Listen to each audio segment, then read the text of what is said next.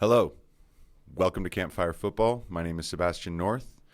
This is my very first episode, and happy Boxing Day. Feels kind of fitting, right? Feels like a good day to launch a football conversation podcast. So basically today, just going to go over what happened. Not a whole lot of games worldwide. The Turkish League was going, so if you're a Turkish League fanatic, there were things to pay attention to there. I kept to what was going on in England in the Premier League. Started off with Man United and Leicester playing at the King Power Stadium. Great game. Some very good goals, especially Harvey Barnes. I love the way that guy plays. He's electric. He's very quick, precise, powerful.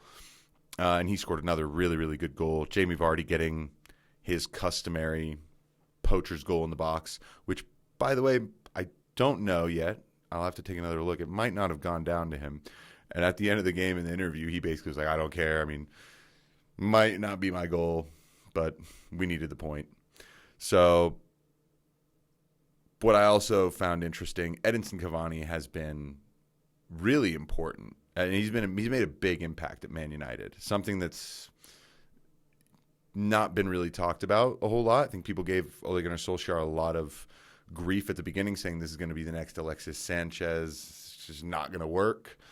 But Cavani has been brilliant, and let's give a tip of the cap to Bruno Fernandes. I mean, what a 2020 this guy has had.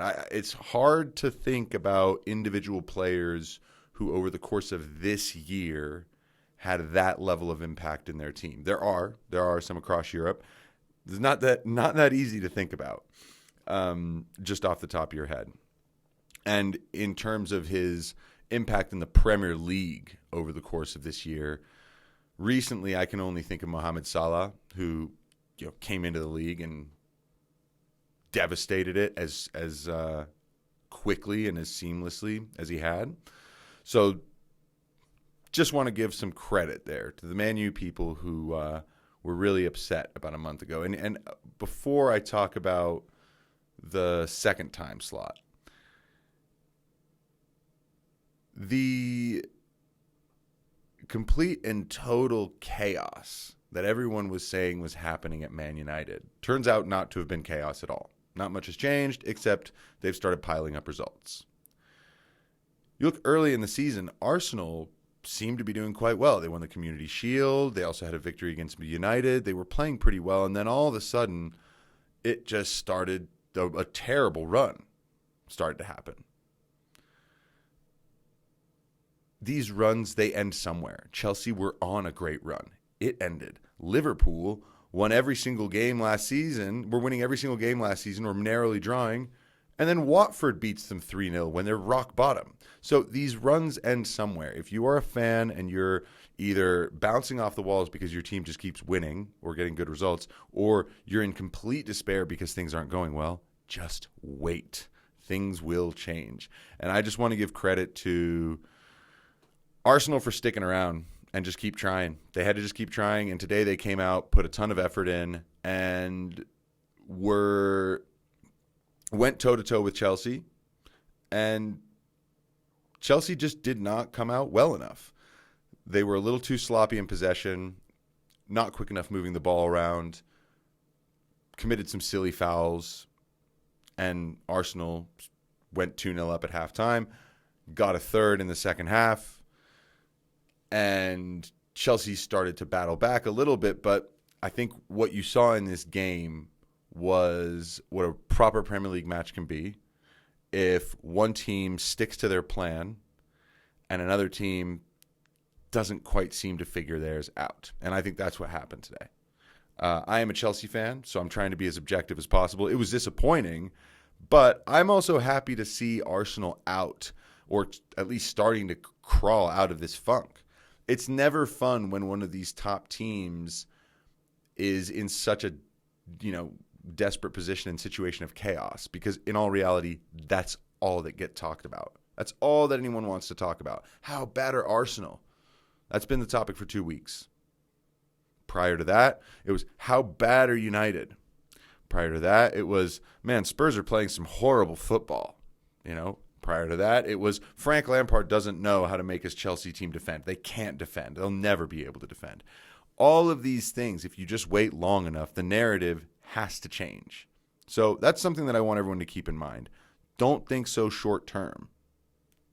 Just don't. It doesn't make sense. The game changes, as a friend of mine once said. Second time slot. I had a choice between Aston Villa versus Crystal Palace or Fulham versus Southampton. Now, full disclosure, the reasons I chose Fulham versus Southampton were I genuinely thought there'd be more goals. I was wrong. The other reason is I felt like there's a little bit of a flopping brigade if you combine the two teams. If you combine Palace and Villa, you've got Grealish, Zaha, and Ayew and Benteke, who all just go and they buy fouls for almost nothing. They're very, very good at buying cheap fouls. So sometimes I get frustrated watching them. Now, these are fantastic players as well. It's just sometimes frustrating, and sometimes if Palace aren't losing a lot of the time, the game is stale. So I was wrong about how that would go. However, there were some interesting moments in the Fulham-Southampton game, one that I can actually speak on since I watched it. First of all, James Ward-Prowse free kick in the first half. Alphonse Ariola's save on it. Excellent sequence, terrific. And then the second half, Shane Long scored what would have been an unbelievable goal were it not for just a very narrow offside in the build-up. Now, what was interesting on a sort of negative side about this game was Craven Cottage is just so small that you can hear even more of everything than you can in other grounds when there's no one there. And the commentators were talking about this. And at one point, one of them mentioned that he didn't like that Ademola Lookman was shaking his hand like this, asking for a card for his opponent. Now, I understand that's not tasteful to a lot of people. But how is that, in any way worse than getting nicked and screaming and jumping in the air and holding your shin as if maybe you've got a bone broken, like maybe medical attention is necessary? That's crying wolf. That's deceiving the referee and attacking them at their most sensible point, right? Your human sensibilities tell you if someone screams, you should probably show concern. Well, if players are trying to con the referee into thinking that they're severely hurt by a tackle, the only reason they're doing it is to try and get the other guy booked. Please, if you know of another sport where players are doing this so actively and so consistently, let me know. It bothers me that my sport, my game, the one that I care about the most, I see professionals acting totally unsportsmanlike pervasively, and it just goes. And commentators, I don't think, are doing enough to talk about the antics and the play acting and the embellishment. I mean, this needs to be talked about because it's corrosive. It's destructive. It also takes time. There's more fouls called, more stoppages, and VAR obviously gets called into question way more often if players are making a meal out of something where they're acting like they've got punched in the face when it's nothing. So now there's a VAR check going on. Hold on. No one saw anything. There's just some guy that's holding his eyes. And then finally we get out of it. So I'm curious, when fans get back in the ground, are they going to stand for this business? And also, what's it going to sound like to us on TV not being able to hear it? I'm very excited for fans to come back. I cannot wait. It's been a very, very surreal, interesting year. I've enjoyed the novelty, let's say, of a lot of the things about this year, because in a lot of ways they hopefully won't happen again, and we'll be able to look on this 2020 with a sense of, wow, can you remember watching all these games with stadiums empty? It was just crazy, right? So just trying to enjoy the surreal bizarreness of it, but I'm also over it now. I would love for the fans to come back and add what they need to the game. Final games of the day, Man City getting a 2-0 win against Newcastle. Not a lot to talk about in this one. Very, very little. Although I am impressed with Man City's restructuring, the way they've made sure to batten down the hatches. I think they've got 5 clean sheets in 6. It's really good.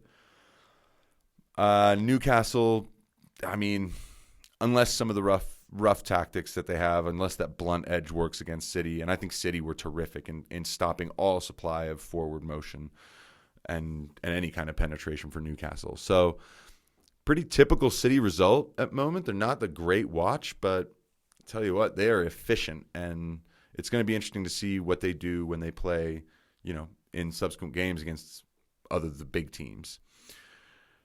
And the final game, I mean, Sheffield United, you got to feel for these guys, don't you? It is so sad to watch Chris Wilder, loves his club, has done so well with them over the last 2 years, and the bottom is just falling out right now. And I don't mean that in a way that the ship is collapsing. It's just, for how long can you get that same tune out of the same players? And for how long can you get this style to work?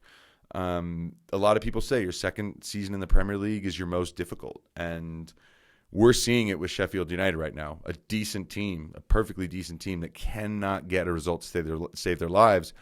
And where they are right now, after this many games, you've got to think it's just not going to happen for them. So, unfortunate. Everton looking really, really good under Ancelotti at the moment, so that's pretty fun. I'm enjoying the rise of the blue side of Mersey because I think this is what we need. We need more teams to be good. It makes the league better.